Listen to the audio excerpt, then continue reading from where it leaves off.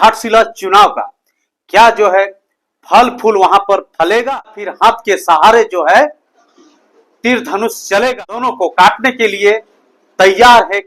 शिक्षा मंत्री रामदास सोरेन के निधन के बाद भी हुए हैं, उनका जो है परिवारवाद से ही टिकट मिला है। और झारखंड जो है जयराम महतो के नाम है, कांटे की टक्कर सबसे बड़ी पार्टी जो है भारत की कहे जाने वाली यानी बीजेपी की ओर से जो है कैंडिडेट वहां पर कौन रहते हैं, और जो है आपका अब देखना है कि जेलकेम जो है कौन सा प्रत्याशी को अपना जो है वहां से 356 वोट जो है वो लाए थे। ये आपका था आपका इंडिया गठबंधन वाले। उसमें दिलचस्प वाली जो ये बात होने वाली और वो सबसे बड़ा कॉमन चीज है कि एक नई पार्टी जो है उभर के आ रही वो है, यहाँ 6 उपचुनाव हुए, इसमें से सबसे अगर परवलदार जोहार साथी आज हम चर्चा करने वाले हैं घाटशिला चुनाव का क्या जो है फल फूल वहां पर फलेगा या फिर हाथ के सहारे जो है तीर धनुष चलेगा, या फिर दोनों को काटने के लिए तैयार है केची। आज इन्हीं पर जो है विशेष चर्चा करेंगे घाटशिला चुनाव। तो जिस प्रकार से जो है घाटशिला का जो है उपचुनाव होने वाला है, जैसा कि पूर्व के शिक्षा मंत्री रामदास सोरेन के निधन के बाद से जो है यहाँ पर उपचुनाव होने वाला है। जैसे ही उपचुनाव की घोषणा हुआ उस प्रकार से जितने तमाम राजनीतिक के दल के हैं सब जो है बढ़ चढ़ के जो है घाटशिला चुनाव पर अपना दमखम दिखाने के लिए तैयार है। आज हम उससे विशेष चर्चा करेंगे कि घाटशिला चुनाव में जो है ये पूरा जमशेदपुर के अंतर्गत संसदीय क्षेत्र के आने वाले विधानसभा घाटशिला जो है चुनाव का जो है उपचुनाव में किस प्रकार से जो है ये चाहे एनडीए गठबंधन वाले या इंडिया गठबंधन वाले या फिर जो है जेलकेम अपना जो है दमखम दिखाएगा, आज उसी पर विशेष चर्चा करेंगे। और उससे पहले जो है हम आइए जानते हैं कि इसमें जो है उपचुनाव में अभी तक का जितने भी उपचुनाव हुए हैं, मतलब कहा जाए कि अगर 2019 के बाद यानी हेमंत सरकार के नेतृत्व वाली जो है इसमें अभी तक का जो है 6 उपचुनाव हुए हैं। जैसा कि अभी मैंने कहा कि अभी तक ले जो है 2019 और 24 का जो है 2 कार्यकाल के दौरान जो है यहाँ 6 उपचुनाव हुए। इसमें से सबसे अगर प्रबल दावेदार का रूप में जो है इसमें से इंडिया गठबंधन वाले की, जिसमें से 5 की जो है जीत हुई है आज, और 1 में जो है एनडीए गठबंधन वाले की जीत हुई। उसी पर विशेष चर्चा करेंगे। उसके बाद जानेंगे क्या नई पार्टी जो है जेलकेम जो है किस प्रकार से जो है घाटशिला चुनाव में अपना रूपरेखा तैयार कर रही है। तो आइए हम जानते हैं कुछ उसके पूर्व में कि अभी तक का जो है उपचुनाव जो हुए हैं उसमें से क्या परिणाम रहे। उपचुनाव का अगर हम बात करते हैं तो ये देखिए, ये कार्यकाल हम 2019 से लेकर 2024 का बीच का ही डिस्कस कर रहे हैं। तो देखिए उपचुनाव में अगर हम बात करते हैं तो 2020 में जो है उपचुनाव हुए दुमका सीट का अगर बात करते हैं तो दुमका सीट में उपचुनाव होने का जो है कारण ये था क्योंकि हेमंत सोरेन जो है 2019 के चुनाव में वो 2 सीट से लड़े थे, एक आपका बरहेट हो गया और दूसरा आपका हो गया दुमका। तो उन्होंने जो है बरहेट सीट को जो है अपने लिए रखा, तो उसमें से दुमका सीट उपचुनाव में किया और दुमका सीट से जो है बसंत सोरेन जो है वहां से उनके भाई बसंत सोरेन जो है अभी विधायक बने हैं और उनकी जीत हुई 2020 का उपचुनाव का। अब उसके बाद जो है दूसरा जो है उपचुनाव जिसमें 6 का मैंने डिस्कस किया, आइए अब हम उसका जिक्र करते हैं। तो 2 नंबर का अगर हम बात करते हैं तो बेरमो का, देखिए ये है बेरमो विधानसभा का जो है उपचुनाव हुआ था, जिसमें से जो है राजेंद्र प्रसाद सिंह का जो है निधन के बाद जो है उनके पुत्र का जो है यहाँ से टिकट मिलना, यानी जय मंगल सिंह उर्फ अनूप सिंह जो है वहां से फिर जो है ये सीट से ये कांग्रेस के प्रत्याशी रहते हैं गठबंधन का, महागठबंधन का, और वो यहाँ से जो है जीत हासिल करते हैं। यानी देखिए ये सीट भी ये आपका ये महागठबंधन इंडिया का, ये भी है इंडिया गठबंधन वाले का, यानी 2 सीट देखिए अभी यहाँ। अब हम तीसरा जो है उपचुनाव, और ये भी होता है 2020 में। अब जो है नेक्स्ट जो है उपचुनाव की बात करते हैं हम मधुपुर सीट की। इसमें मधुपुर सीट में जो है हाजी हुसैन अंसारी जी का जो है निधन होने के बाद से जो है यहाँ उपचुनाव होना रहता है, और इस जो है चुनाव जो है 2021 में हुआ था, और ये चुनाव में हाजी हुसैन अंसारी का जो है इसी का बेटा हफीजुल अंसारी जो है यहाँ के विधायक बने, और यहाँ भी जो है यहाँ इंडिया गठबंधन ने भी जो है यहाँ से जीत हासिल की। अब जो है इसके बाद नेक्स्ट हम लोग चर्चा करेंगे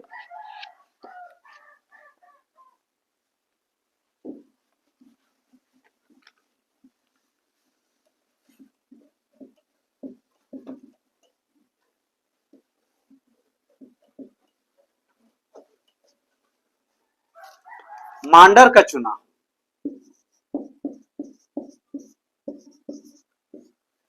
इसमें से जो है मांडर का चुनाव में जो है ये होता है 2022 में, और यहाँ जो विधायक जो है बंधु तिर्की का जो है विधायिकता रद्द होने के बाद से जो है सदस्यता खत्म होने के बाद से जो है यहाँ कांग्रेस की ही जो है उम्मीदवार शिल्पी नेहा तिर्की जो है यहाँ से चुनाव जीतती है, यानी यहाँ से विधायिका बनती है, यानी इसी की पुत्री।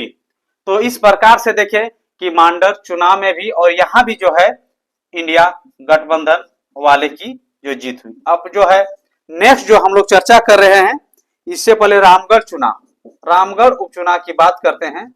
रामगढ़ उपचुनाव, और ये होता है 2023 में, और यहाँ की जो है विधायिका ममता देवी, और जो है ये भी जो है इनकी सदस्यता जो है रद्द हो जाती है, और यहाँ जो है यहाँ एनडीए के गठबंधन के समर्थित जो है यहाँ से सुनीता चौधरी जो है यहाँ से विधायिका बनती है, यानी ये सीट जो है ये एनडीए का गठबंधन में चला जाता है। तो अभी तक जो है ये पांचवा था। अब जो है छठा जो हम बात कर रहे हैं और वो है डुमरी सीट का। तो डुमरी सीट से जो है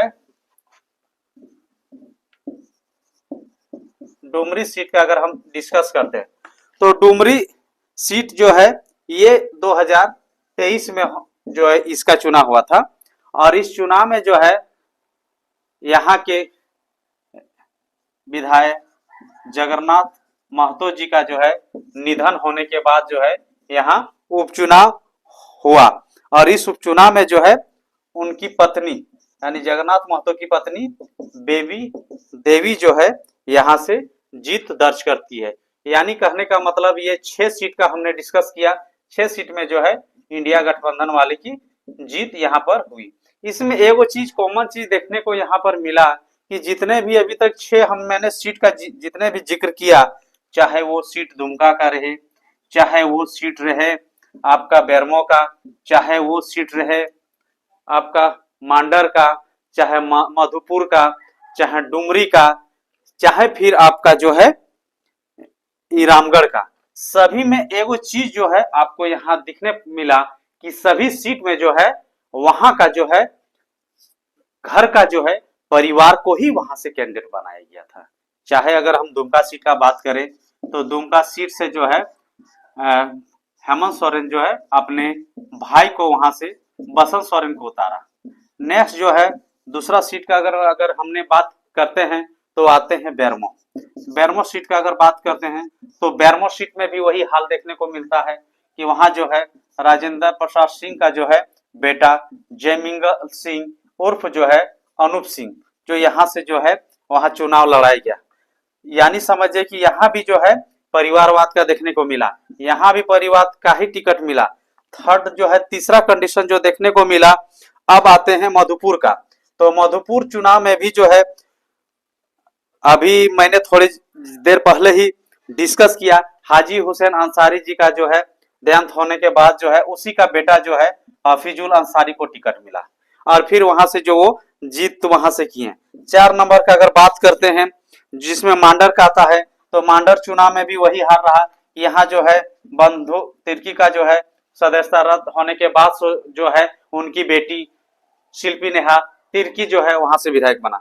उसके बाद जो है 5वां अगर बात करते हैं, यानी टिकट उसी को मिल रहा है, उसका घर का जो भाई रहे, चाहे बेटी रहे, चाहे बेटा रहे, या फिर जो है रामगढ़ का मान लीजिए है ना, बात करते हैं तो यहाँ से हालांकि ये हार हुई, लेकिन यहाँ जो है यहाँ भी जो है इंडिया गठबंधन वाले ने ही जो है यहाँ से ममता देवी का जो है हस्बैंड को ही चुनाव लड़ाया था, बशर्ते जो है यहाँ से उसको हार का सामना करना पड़ा था। और यहाँ से जो है वहां के जो गिरिडीह लोकसभा क्षेत्र के सांसद की पत्नी सुनीता चौधरी की जो है यहाँ से जीत हुई थी। अब डुमरी की भी बात करते हैं तो डुमरी चुनाव में भी वही चीज देखने को मिला।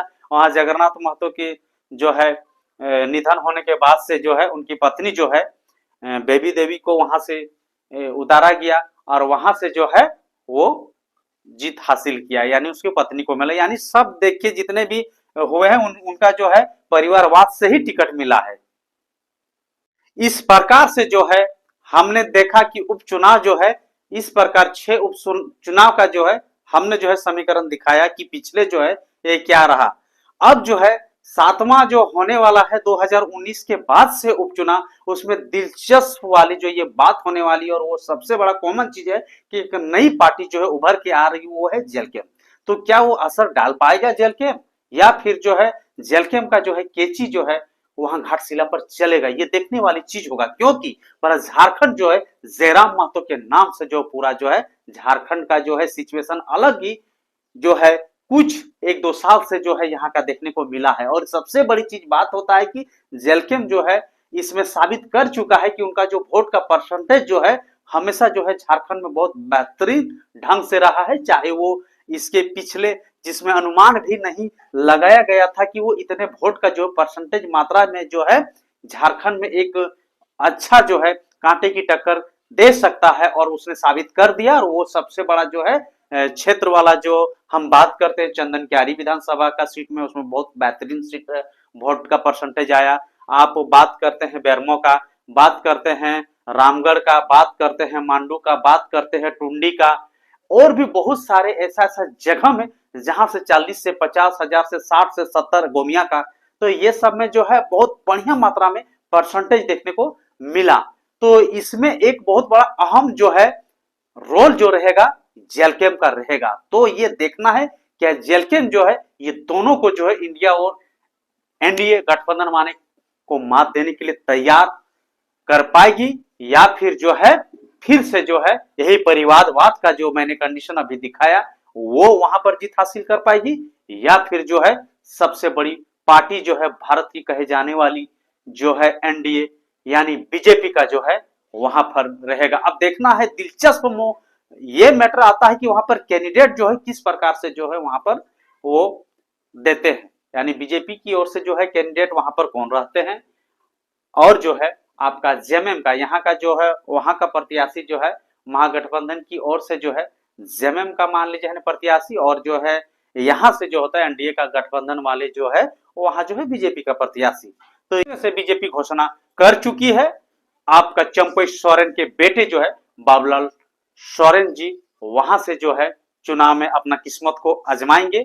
वो पिछले बार भी चुनाव में लड़े थे, जिसमें से जो है उन्हें महागठबंधन की यानी इंडिया गठबंधन वाले से हार का सामना करना पड़ा था।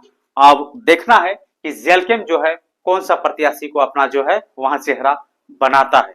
और सबसे बड़ा कॉमन चीज जो देखने को मिलेगा वो है जेलकेम, क्योंकि जेलकेम का है ये इनका जो सबसे बड़ा अगर क्रेज रहा तो युवाओं का फौज का रहा है। और जितने भी जो है इसमें जितने भी नेतागण है सब जो है एजेड यंगस्टर युवाओं का फौज का वाला कहे जाने वाले जो है जेलकेम पार्टी जो है उभर रहा है पूरा झारखंड में, और बहुत ही कम समय में जो है पूरा झारखंड में बहुत अच्छा परसेंटेज वोट का ला के जो है इंडिया और एनडीए गठबंधन वाले को जो है सोचने पर मजबूर कर दिया है। तो इन्हीं पर विशेष जो है चर्चा हम चलिए चर्चा करते हैं हम आपका 2024 के चुनाव का जो यहाँ पर क्या आंकड़ा रहा था, ताकि इससे कुछ जो है समीकरण का सिचुएशन हो पाएगा। तो देखिए यहां से एक नंबर में जो है रामदास सोरेन,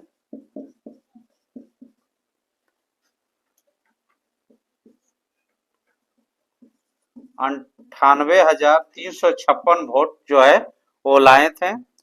ये आपका था आपका इंडिया गठबंधन वाले।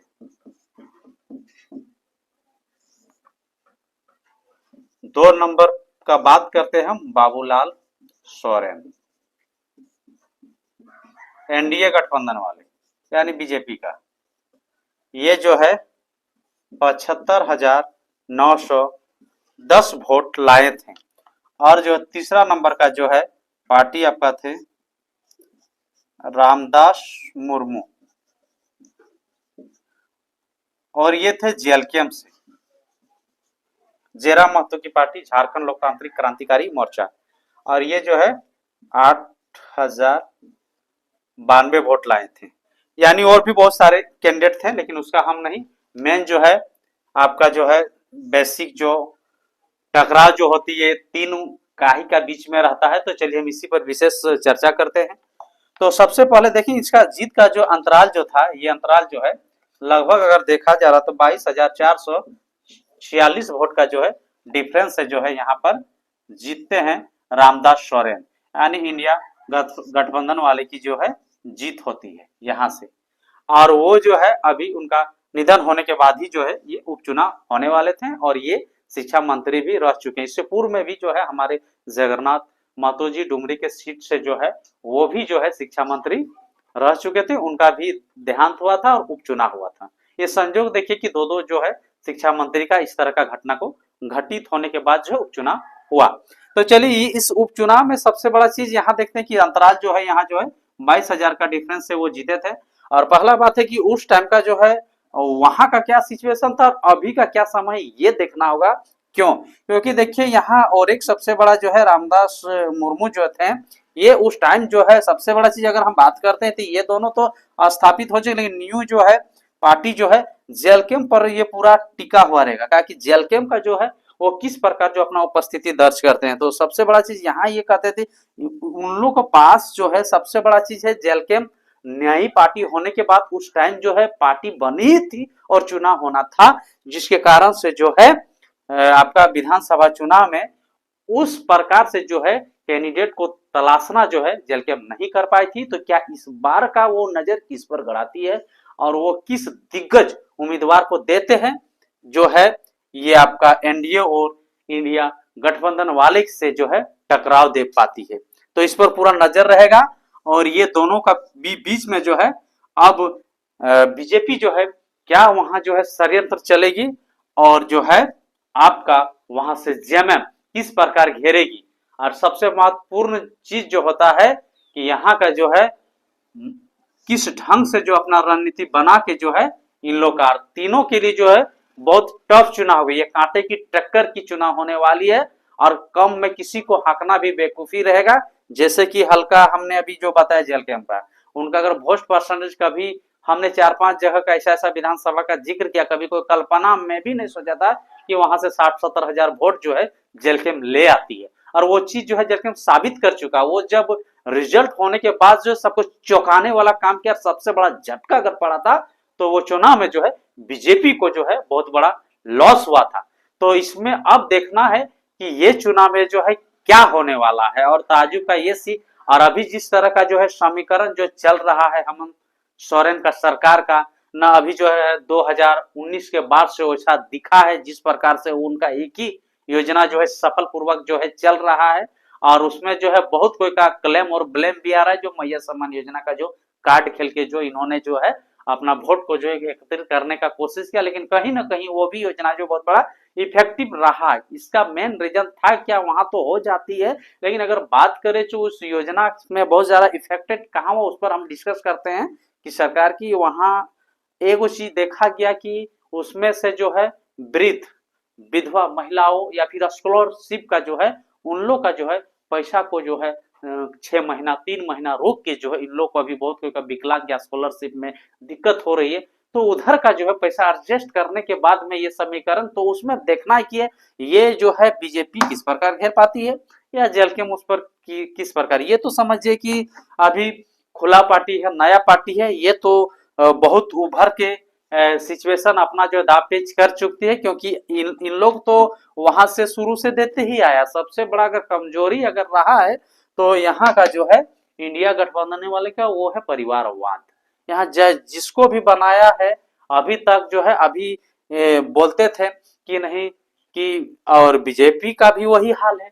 बीजेपी भी बोलते हैं कि हम परिवारवाद नहीं करते हैं। अगर आप परिवारवाद नहीं करते हैं तो फिर वहां से चंपई सोरेन है, चंपई सोरेन का फिर बेटा को भी आप लॉन्च किए हैं, तो फिर अभी आप कहाँ चुप पाए? यानी ये दोनों का वीकनेस पॉइंट है परिवारवाद, सबसे बड़ा चीज है। अब जेलखेम जो अगर परिवार का बात का जो है कार्ड खेलती है तो कहीं ना कहीं इफेक्टिव असरदार रहेगी। और भी बहुत सारी विशेष पॉइंट है जिसका हम चर्चा करेंगे, दोनों का, तीनों पार्टी के जो निचोड़, क्या कमजोरी है, क्या बेनिफिट है, उसका हम नेक्स्ट वीडियो में चर्चा करेंगे। देखते रहिए। जय हिंद, जोहार। जागो झारखंडी चैनल को लाइक सब्सक्राइब जरूर करें। Thank you.